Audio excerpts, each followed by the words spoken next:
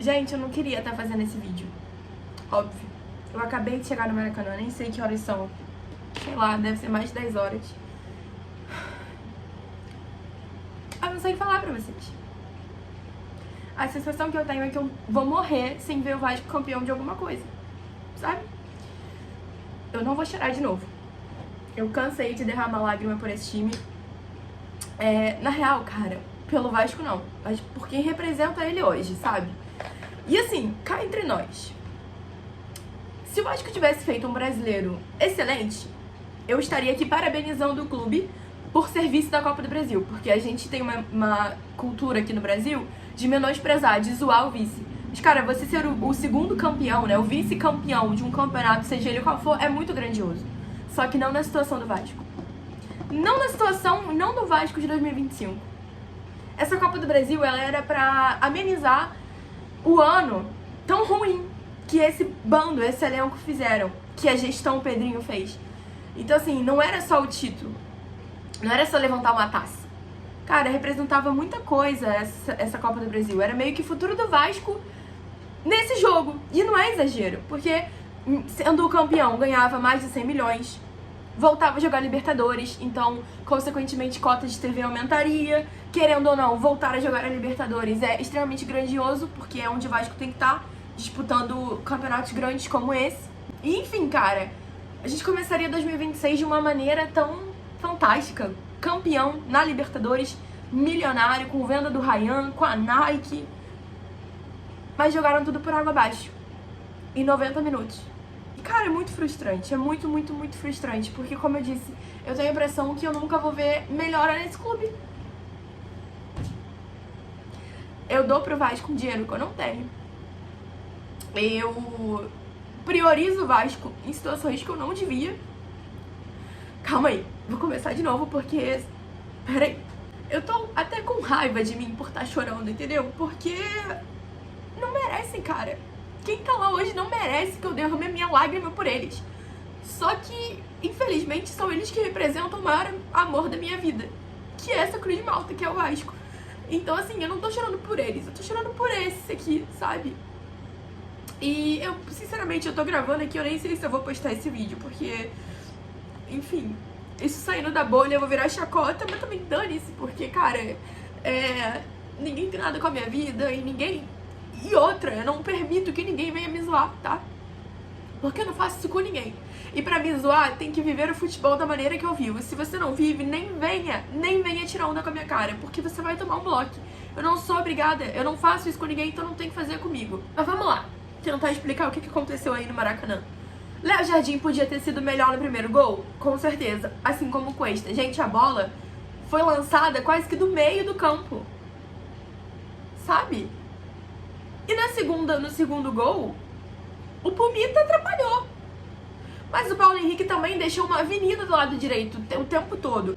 E, cara, tipo assim, quando a gente conseguiu empatar, e foi num momento crucial, né? Tipo, não ir pro intervalo perdendo, e sim empatando, com chance de virar, com chance de talvez levar pra pênalti, foi o melhor dos mundos. Até porque o Vasco cresceu muito no jogo naquele momento, começou o segundo tempo bem, teve chances, assim, né? Nuno, o Andrés Gomes davam uma chegada ali pro Vasco, mas, cara, não era o dia. E sério que deixaram pra não ser o dia no dia mais importante? E aí, Yuri Alberto e Memphis decidiram, né? É a diferença de quando você tem jogadores que decidem. Quando você tem um camisa 10 que decide.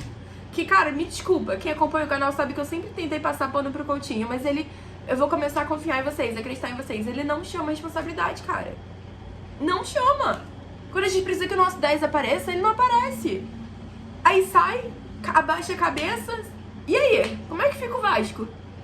Aí, pô, cara, como eu falei, um dinheiro que eu não tenho, que eu dou pro Vasco.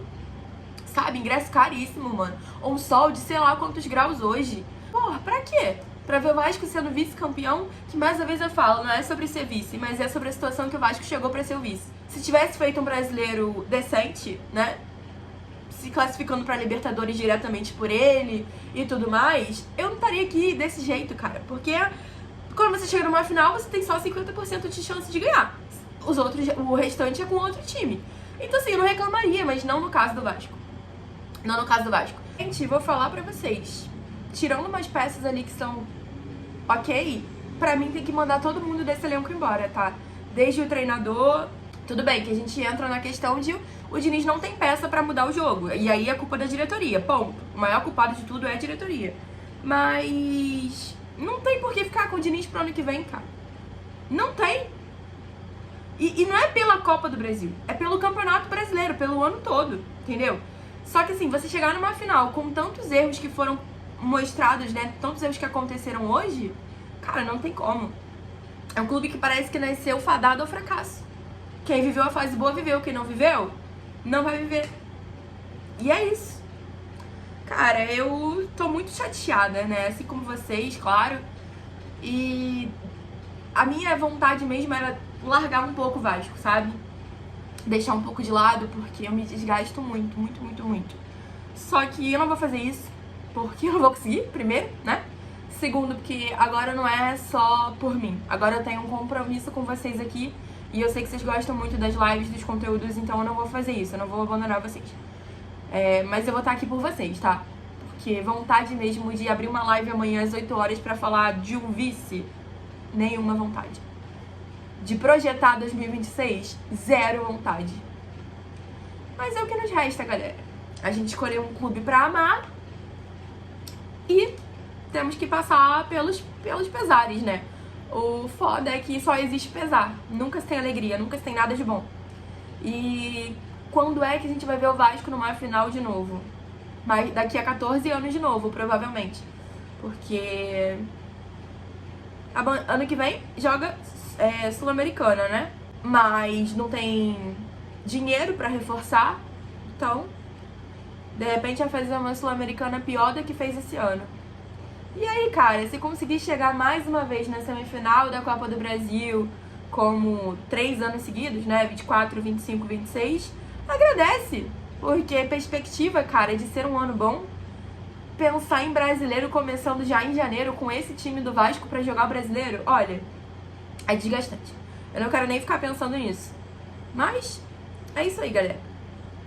Desculpa ter chorado, desculpa não estar falando direito, mas como eu disse, a gente vive esse clube e faz parte da nossa vida, então abala a gente de um nível que nenhuma pessoa, nenhuma amiga, nenhum namorado, nenhum familiar magoa tanto ou conseguiria dar esse sentimento na gente como o Vasco coloca. E é muito triste isso, isso não é saudável, tá? E eu acho que eu nem consigo julgar, não, quem largou um pouco, sabe? Quem deixou de viver tanto.